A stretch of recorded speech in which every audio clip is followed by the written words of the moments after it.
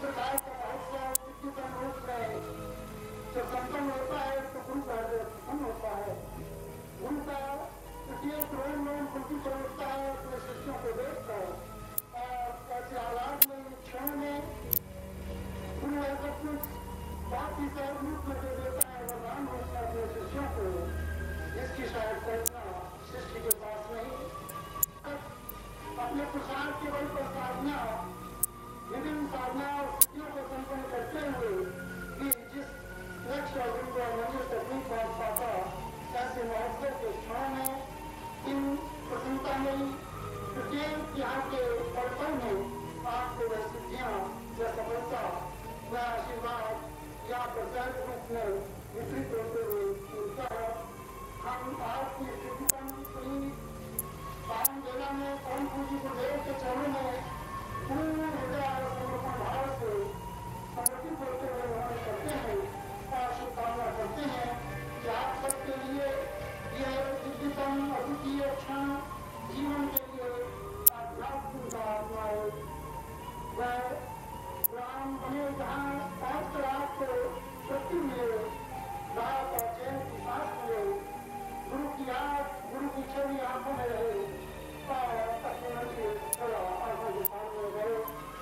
ऐसी शुभकामना करते हुए क्षणों में हम पूर्ण विश्वास रखते हैं कि आप इन 3 दिनों में प्रत्येक पल को सजीव कर देंगे, परम पूज्य गुरुदेव के पतियों को निकालेंगे, साधनाओं के नवीनतम क्षेत्रों में प्रवेश करेंगे और स्थितियों को समझने का प्रयास करेंगे, जीवन में उनका उपयोग उतारने का प्रयास करेंगे और ऐसा सब कुछ आपको हमें प्राप्त हो। इन सपनों के साथ हम पुनः एक बार आप सबकी ओर से सभी शिष्य परंपरा की ओर से यहाँ पर बैठे सब भाई बहनों की ओर से स्वयं स्वयं में नमन करते हैं। हमारे बीच में बंगाल से यहाँ पर पहुँचे हुए कितने ही परिवार उपस्थित हैं।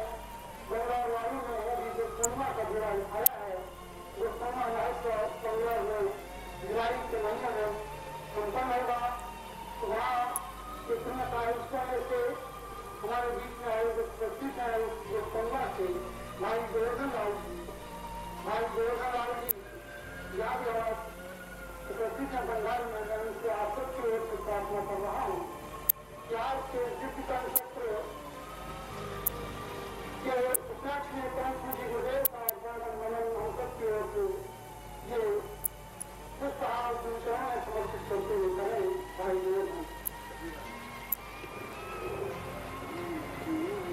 गोवर्धन गुरुदेव की गुरुदेव की गुरुदेव की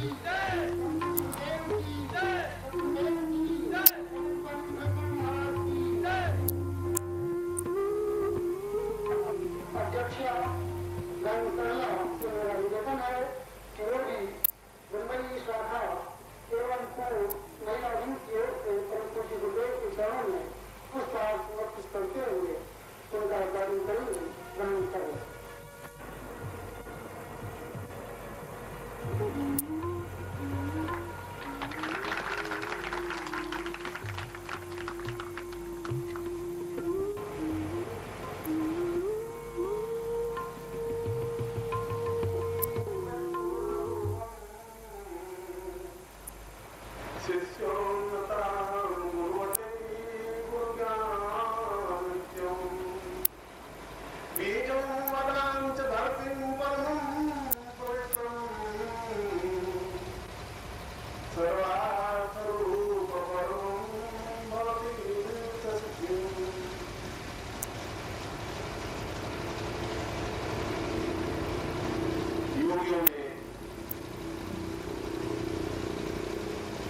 सर्वश्रेष्ठ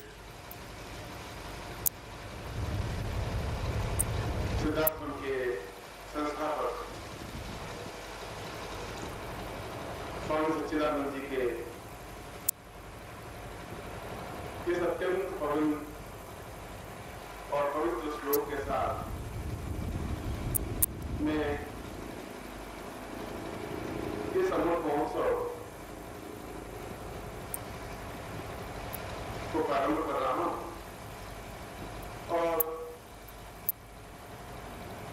ये हमारे लिए सौभाग्य की बात है कि हमें 3 दिन मिले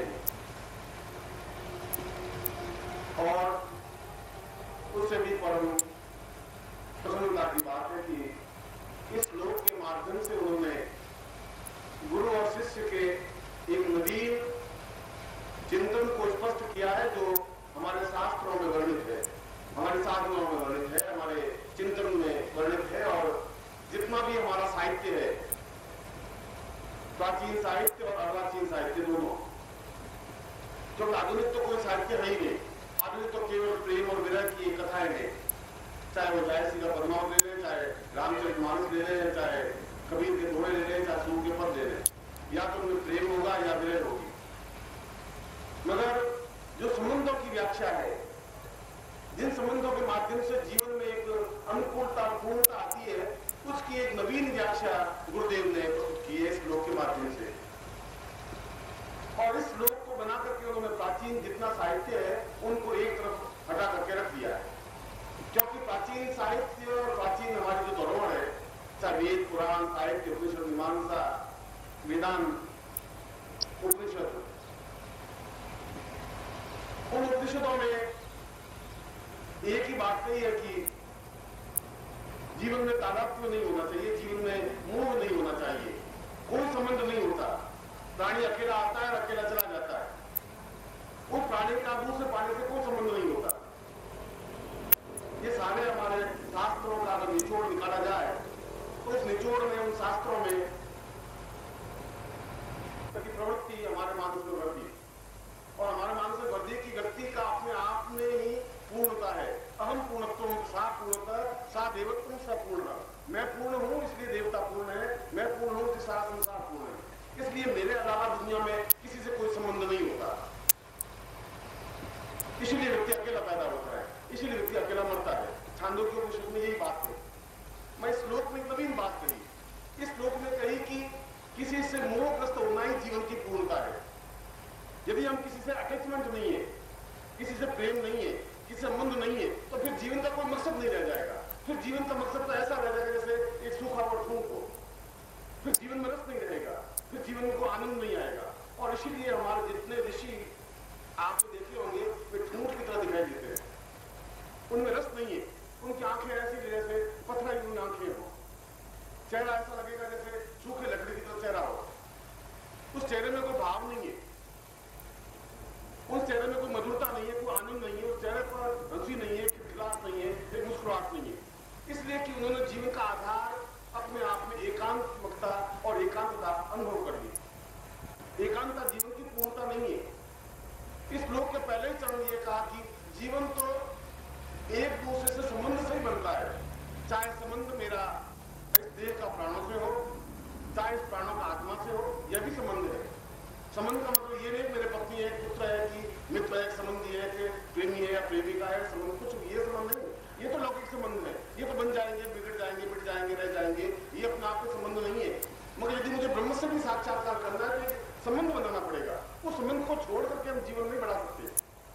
जीवन का तात्पर्य यह है नहीं, और जीवन का तात्पर्य अपने आप में ठूंठ की तरह जीना ही जीवन का तात्पर्य नहीं है। जो बिल्कुल अपने आप में सबूत करके रखते हैं अपने आप को, व्यक्ति दो प्रकार के होते हैं। एक अंग्रेजी में कहते हैं पेसिमिस्टिक, निराशावादी, और निराशावादी प्रत्येक जीवन के क्षेत्र में निराशा अनुभव करते हैं, उनके जीवन में कोई रस होता ही नहीं। और ऐसे व्यक्ति जीवन में 90% है हमारे भारतवर्ष में, संसार में। इसलिए है कि उनके जीवन में रस जैसी कोई बात नहीं है, और जहां रस नहीं है, जीवन में आनंद नहीं है, जीवन में उमंग नहीं है, जीवन में उत्साह नहीं है, संसराट नहीं है, तो वे जीवन में प्रत्येक कमियां और न्यूनता निकालते हैं। वो सोचते हैं कि ये जीवन बेकार हो गया, 40 साल हो गए, हम कुछ प्राप्त किया नहीं, और मां ने मेरे लिए कुछ किया नहीं, भाई ने मेरे लिए कुछ किया नहीं, और पत्नी आई तो ऐसी पत्नी आई, पत्नी कुछ काम नहीं। और नमस्कार। अगर आप सद्गुरुदेव डॉक्टर नारायण दत्त श्रीमाली जी के दीक्षित हैं या फिर आपके पास उनसे जुड़े हुए कोई भी अनुभव है, तो नीचे दिए गए हुए नंबर पर वीरल पटेल जी को मैसेज कीजिए या फिर फ़ोन कॉल कीजिए और अपने अनुभव ज़रूर शेयर कीजिए। डॉक्टर नारायण दत्त श्रीमाली जी के आत्मकथा का संकलन करने में मदद करें। धन्यवाद।